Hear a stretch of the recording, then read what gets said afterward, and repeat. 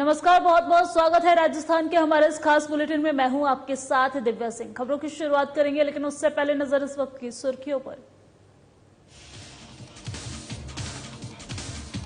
चूरू पहुंची पूर्व सीएम वसुंधरा राजे, पूर्व सरपंच भंवर लाल जियाणी और दयाला राम जियाणी की मूर्ति का किया अनावरण। पुष्कर पशु मेले पर अब तक संशय, मेले को लेकर अब तक नहीं मिली स्वीकृति, पशुपालन विभाग को है स्वीकृति का इंतजार। जालोर में बालिका चेतना जागृति अभियान का आयोजन, गुड टच बैड टच के बारे में दी गई जानकारी, बालिकाओं को किया गया जागरूक। हनुमानगढ़ में मिलावटखोरी पर लगाम की तैयारी, कलेक्टर ने चलाया शुद्ध के लिए युद्ध अभियान, आधिकारिक फूड सैंपल के लिए निर्देश। बीकानेर में मोबाइल टावर के विरोध में लोगों ने किए प्रदर्शन, प्रशासन और टावर कंपनी के खिलाफ की नारेबाजी। चलिए खबरों की शुरुआत करते हैं। खबर चूरू से है, जहां खबर चूरू के बिदासर के पास से है, जहां बंबू गांव में पूर्व सीएम वसुंधरा राजे ने पूर्व सरपंच भंवर लाल जियाणी और दयाला राम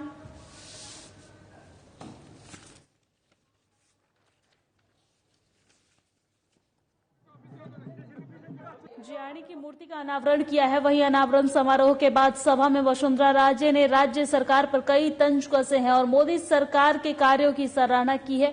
साथ ही साथ बीजेपी की गुटबाजी स्पष्ट दिखी है। वहीं राजे ने कहा है कि राजनीति में उतार चढ़ाव होते रहते हैं, लेकिन प्रदेश की जनता का प्यार हमेशा से ही मेरे लिए सबसे बड़ी पूंजी रही है। उन्होंने कहा है कि जनता यूं ही उन्हें प्यार करती रहती है।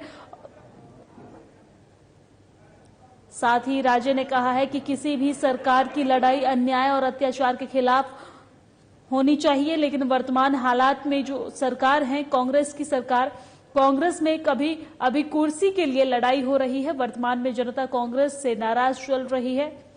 ऐसे में कहा जा रहा है कि बीजेपी आने वाले दिनों में जनता की आवाज बनेगी। राजे ने कहा है कि कांग्रेस सरकार के अब 350 दिन बाकी बचे हैं, लेकिन दुश्मन को कभी भी कमजोर नहीं समझना चाहिए। वहीं पूर्व मंत्री खेमाराम मेघवाल ने स्वागत भाषण दिया है और कार्यक्रम को पूर्व सांसद राम सिंह कसवा ने संबोधित किया है। वसुंधरा ने गहलोत सरकार को फेल कहते हुए कहा है कि कांग्रेस राज में महिला उत्पीड़न का मामले जो है वो बढ़े हैं। महंगाई, बेरोजगारी, पेट्रोल और डीजल के भाव में भी बढ़ोतरी हुई है और आम जन की कमर तोड़ रखी है ये महंगाई, लेकिन सरकार अपनी नाकामियों के ठिकरा केंद्र की मोदी सरकार पर फोड़ रही है।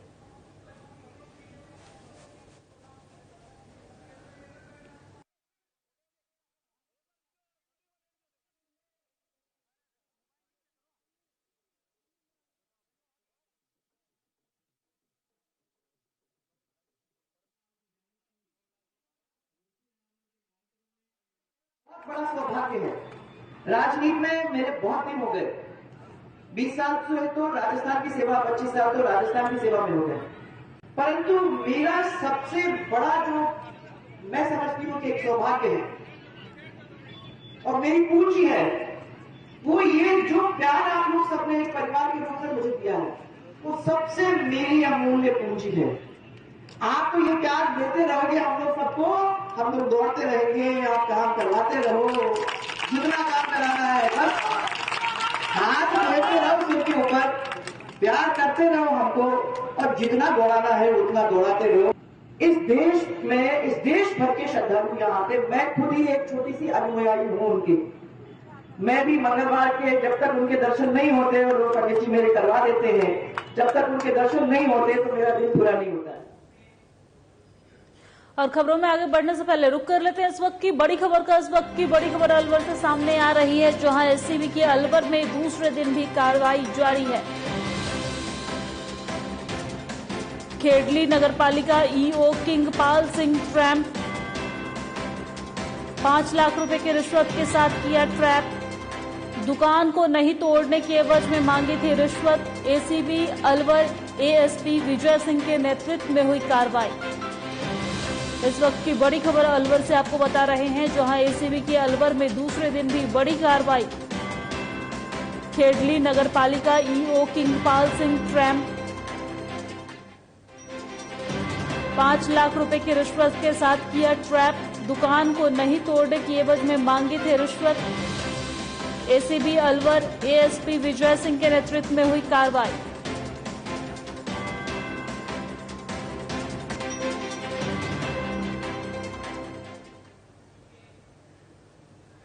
खबरों में आगे बढ़ते हैं। त्योहारी सीजन को देखते हुए मिलावटखोरी पर लगाम लगाने के लिए जिला कलेक्टर ने सख्त निर्देश दिए हैं। शुद्ध के लिए युद्ध अभियान को लेकर जिला कलेक्टर ने जिले भर में अधिक से अधिक सैंपल लेकर सख्त कार्रवाई सुनिश्चित करने और एफएसओ को 10 से 25 अक्टूबर तक जिला मुख्यालय नहीं छोड़ने और अधिकाधिक फूड सैंपल लेने के निर्देश दिए हैं। और नगरीय निकाय की समीक्षा करते हुए जिला कलेक्टर ने सिंगल यूज प्लास्टिक जब्त कर कार्रवाई पर असंतोष जताते हुए कार्रवाई को बढ़ाने के निर्देश दिए हैं।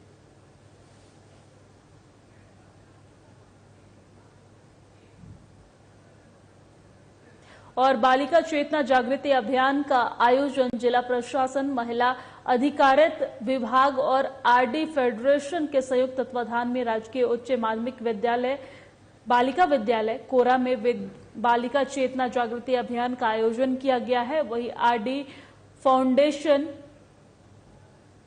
प्रोजेक्ट कोऑर्डिनेटर गरिश्मा चौहान ने कहा है कि माहवारी स्वच्छता प्रबंधन शारीरिक स्वास्थ्य के संबंध के साथ साथ मानसिक स्वास्थ्य के लिए भी अति आवश्यक है। उन्होंने बालिकाओं को जीवन में आगे बढ़ने के लिए प्रेरित करते हुए किशोरियों और महिलाओं के स्वास्थ्य सुरक्षा के साथ गुड टच और बैड टच के बारे में प्रोजेक्टर के माध्यम से वीडियो क्लिप दिखाकर बालिकाओं से संवाद किया है। और राजस्थान सरकार की अभिनव पहल आईएम शक्ति उड़ान योजना की जानकारी साझा की है। वही पूर्णिमा एएनएम ने स्वास्थ्य के बारे में जानकारी देते हुए राजस्थान सरकार की योजनाओं के बारे में बताया है कि संस्था प्रधानाचार्य कर्माराम ने आरडी फाउंडेशन के इस जागरूकता कार्यक्रम की सराहना करते हुए टीम का आभार व्यक्त किया है।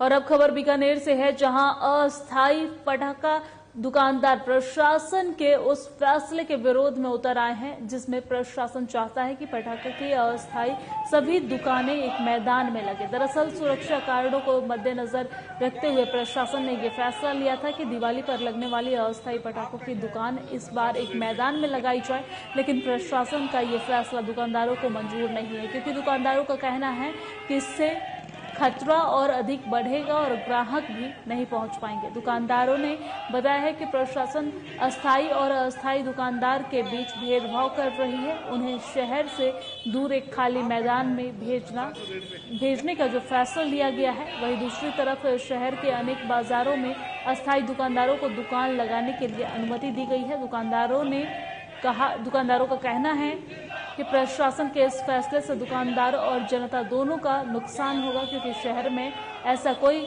मोहल्ला नहीं है जिसमें पटाखा की अस्थायी दुकान न हो, और ऐसे में अस्थायी दुकानों को वहां से हटाकर दूर क्षेत्र में भेज दिया गया तो अस्थायी दुकानदारों की चांदी हो जाएगी और लूट का खतरा भी बढ़ेगा। दूसरी ओर अस्थायी दुकानदारों की कमर टूट कर रह जाएगी। दुकानदारों ने बताया है कि कोविड काल के बाद इस दिवाली पर परिवार की आर्थिक स्थिति को पटरी पर लाने की उम्मीद जगी थी, लेकिन प्रशासन के एक फैसले ने उनकी उम्मीदों पर पानी फेर दिया है।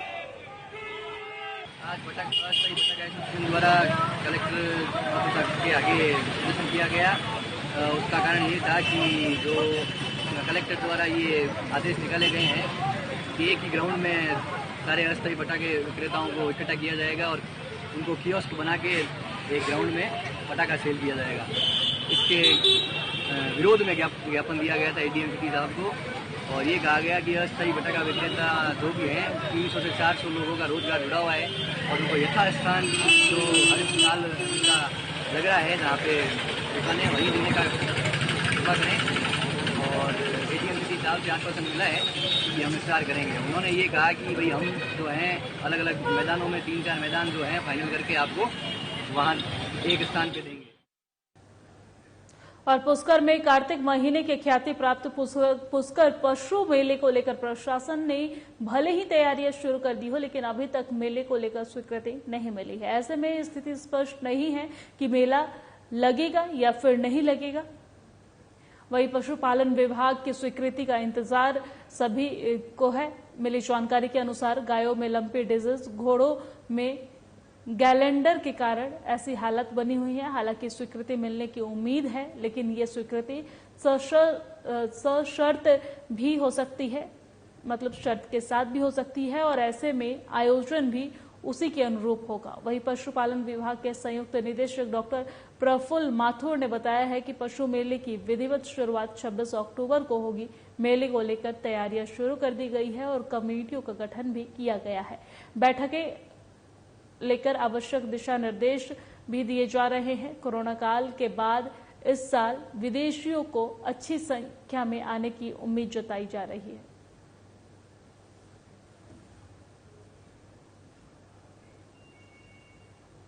और खबर हनुमानगढ़ से है, जहां शिक्षा विभाग की जिला निष्पादक समिति की बैठक कलेक्ट्रेट सभागार में जिला कलेक्ट्रेट नथमल डीडेल की अध्यक्षता में आयोजित की गई है। बैठक में जिला कलेक्टर ने प्रवेशोत्सव, महात्मा गांधी अंग्रेजी माध्यम स्कूल, राज्य में शिक्षा के बढ़ते कदम, नव भारत साक्षर कार्यक्रम, जन ज्ञान संकल्प पोर्टल, मिशन ज्ञान समेत विभिन्न बिंदुओं पर चर्चा करते हुए शिक्षा विभाग के सभी अधिकारियों को जिले के रैंकिंग सिंगल डिजिट में लाने के लिए प्रेरित किया गया है। वहीं बैठक में जिला कलेक्टर ने सभी CBEO से कहा है कि PEEO को मोटिवेट करें और चिरंजीवी स्वास्थ्य बीमा योजना के बारे में सभी बच्चों को बताएं, ताकि बच्चे अपने घर पर जाकर अपने परिजनों से इस योजना के बारे में चर्चा करें, और अगर परिवार ने इस योजना में रजिस्ट्रेशन नहीं करवाया है तो तत्काल पास के ई-मित्र पर जाकर रजिस्ट्रेशन करवा सके।